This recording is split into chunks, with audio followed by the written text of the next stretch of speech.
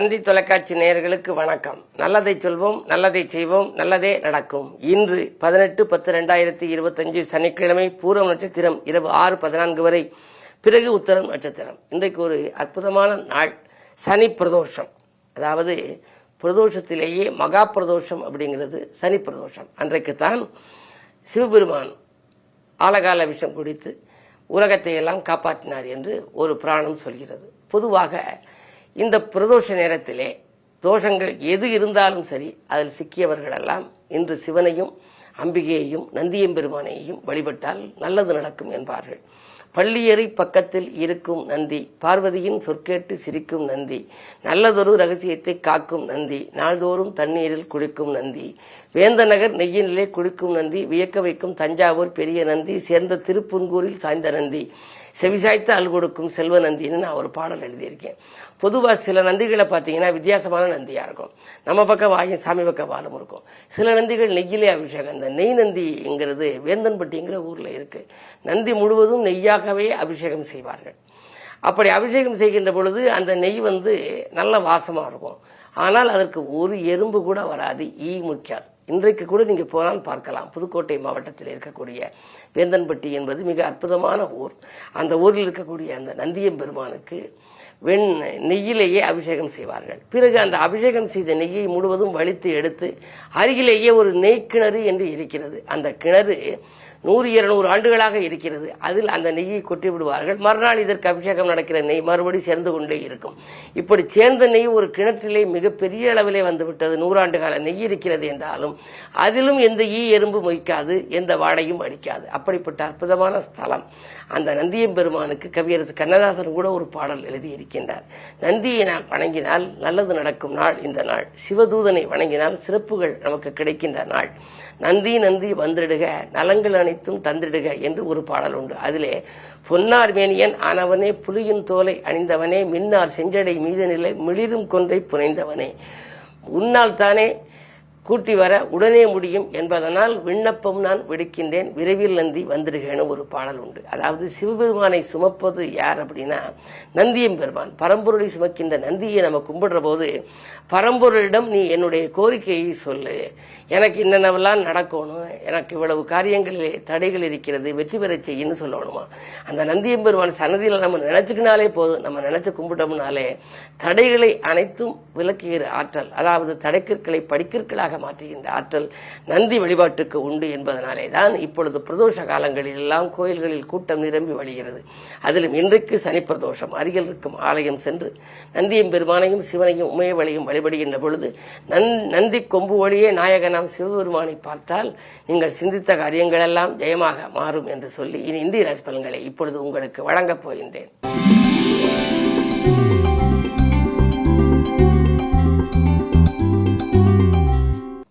மேசராசி நேயர்களே, உங்களுக்கெல்லாம் ஆன்மீக நாட்டம் அதிகரிக்கின்ற நாள். இன்று அதிகாலையிலேயே உங்கள் இல்லம் தேடி ஒரு நல்ல தகவல் வரப்போகிறது.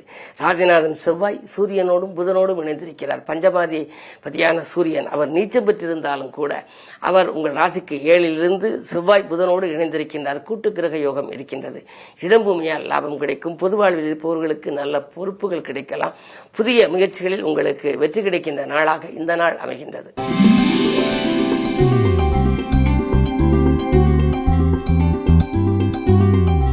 ரிஷபராசி நேயர்களே, நந்தியை வழிபட்டு நலம் காண வேண்டிய நாள். உங்களுக்கு பாராட்டும் புகழும் கூடுகின்ற விதத்திலேயே இன்றைக்கு சில காரியங்கள் நடைபெறப் போகிறது. தொழில் உங்களுக்கு நீங்கள் எதை எதிர்பார்த்து காத்திருந்தீர்களோ அந்த அளவுக்கு லாபம் கிடைக்கும். விவாக பேச்சுக்கள் கைகூடலாம். 3லே குரு இருப்பதனாலே முன்னேற்ற பாதையில் அடி எடுத்து வைக்கப் போகின்றீர்கள்.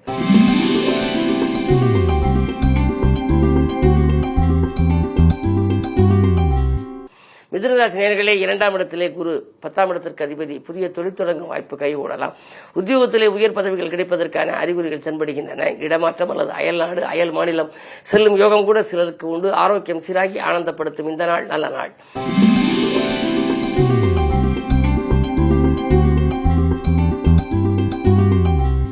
கடகராசி நேயர்களே, ராசியிலேயே குரு உச்சம் பெற்றிருக்கும் பொழுது நீங்கள் கவலைப்பட தேவையில்லை. விட்டு போன வரங்கள் மீண்டும் வரலாம். விஐபிக்கள் ஒத்துழைப்பு கிடைத்து மகிழ்ச்சி காணப் போகின்றீர்கள். மனநிறைவு கூடும், மகிழ்ச்சி அதிகரிக்கும். பயணங்களில் பிரபலமானவர்களின் சந்திப்பு கிடைத்து மகிழ்கின்ற நாளாக இந்த நாள் அமைகின்றது.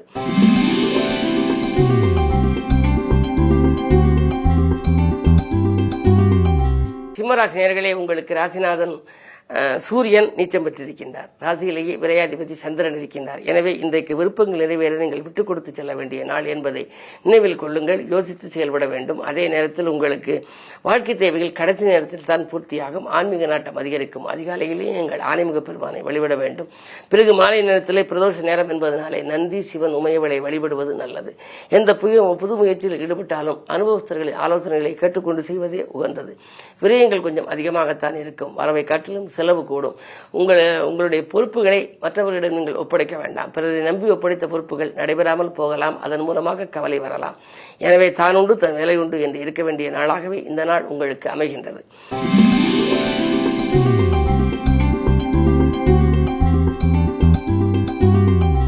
கன்னிராசி நேயர்களே, உங்களுக்கெல்லாம் வியாபார போட்டிகளை சமாளிக்க வேண்டிய நாள். இன்று விடிகாலையிலேயே விரயங்கள் உங்களுக்கு அதிகரிக்கலாம். ஆரோக்கிய தொல்லைகளும் உண்டு.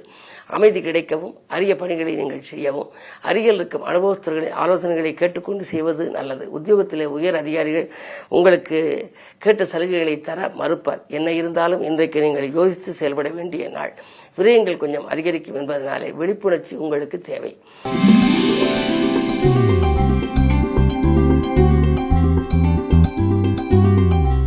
துலாம் ராசி நேயர்களே, உங்களுக்கு ராசியிலேயே சூரியன் நீச்சம், அவரோடு செவ்வாய் புதன் இருக்கிறார்.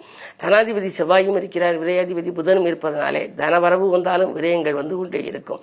மருத்துவ செலவுகள் அதிகரிக்கலாம். பொது வாழ்வில் இருப்பவர்கள் கொஞ்சம் பிரச்சனைகளை சந்திக்க நேரிடும்.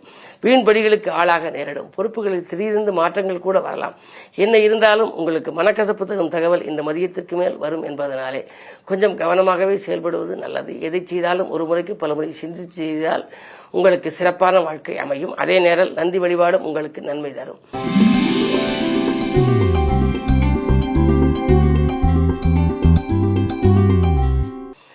விருச்சிக ராசி நேயர்களே, உங்களுக்கு நந்தி வழிபாட்டால் நலம் காண வேண்டிய நாள். உங்கள் வாழ்க்கை தேவைகள் இன்று பூர்த்தியாகும். முயற்சிகள் கைகூடும். மதிநுட்பத்தினால் மகத்தான காரியங்களை செய்து முடிப்பீர்கள். அரசியல்வாதிகளால் உங்களுக்கு ஆதாயம் உண்டு. அதிகார வர்க்கத்தினரின் ஆதரவும் உங்களுக்கு கிடைக்கும். விரயங்களை சமாளிக்க வேண்டிய அளவுக்கு உங்களுக்கு தொகை வந்து கொண்டே இருக்கும். இடமாற்றங்கள், வீடு மாற்றங்கள் பற்றி சிந்திப்பீர்கள். இடம் வாங்குவது, கட்டிய வீட்டை பழுது பார்ப்பது போன்றவற்றிலும் கவனம் செலுத்துவீர்கள். பொதுவாக 12 செவ்வாய் இருக்கின்ற பொழுது சொத்துக்களால் ஏற்பட்ட பிரச்சனைகள் அகலும். சொந்தங்களும் உங்களுக்கு நன்மை தரும் விதம் நடந்து கொள்வார்கள். இந்த நாள் நல்ல நாள்.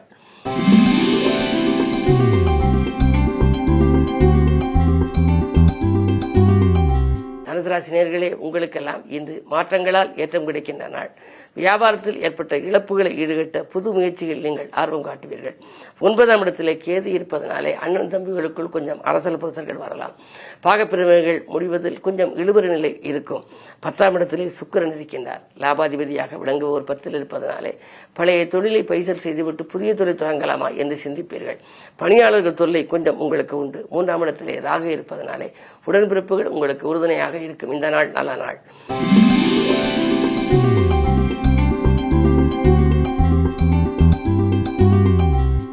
மகர ராசி நேயர்களே, உங்களுக்கு சந்திராஷ்டமம். எதை செய்தாலும் யோசித்து செய்ய வேண்டும். பொறுமையோடு செயல்பட வேண்டும்.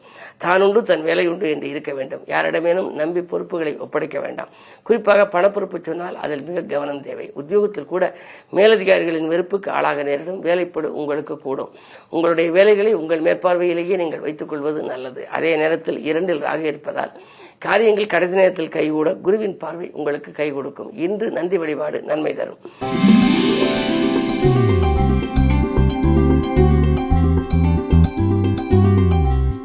கும்பராசி நேயர்களே, உங்களுக்கு ஆலய வழிபாட்டால் அமைதி காண வேண்டிய நாள். அக்கறை செலுத்தாத காரியத்தில் கூட ஆதாயம் கிடைக்கும். அஷ்டமத்திலே சுக்கிரன் வலுவிழந்திருப்பது நன்மைதான். என்ன இருந்தாலும் உங்களுடைய ராசிக்கு அதிபதியான சனி வக்கரமாக இருக்கின்றார். சூரியனும் நீச்சம் பெற்றிருக்கின்றார்.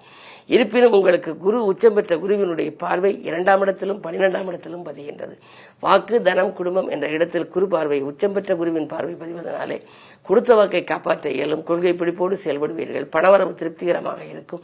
ஆரோக்கியம் சீராகி ஆனந்தப்படுத்தும். ஆடை ஆபரண சேர்க்கை உண்டு. இந்த நாள் நல்ல நாள்.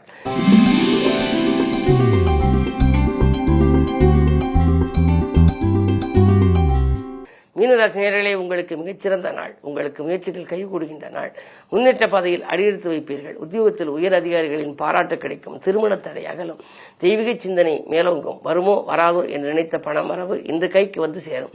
தொழிலில் நீங்கள் புது முயற்சிகள் செய்து அதை கொஞ்சம் விருத்தி செய்ய நினைப்பீர்கள். நீங்கள் கையாண்ட யுக்திகள் எல்லாம் உங்களுக்கு வெற்றி பெறும் விதத்தில் குருவின் பார்வை கை கொடுக்கப் போகின்றது. இன்று மாலை நேரம் மகிழ்ச்சி பயணம் உண்டு. மேலும் விவரங்கள் அறிய தினத்தந்தி படியுங்கள்.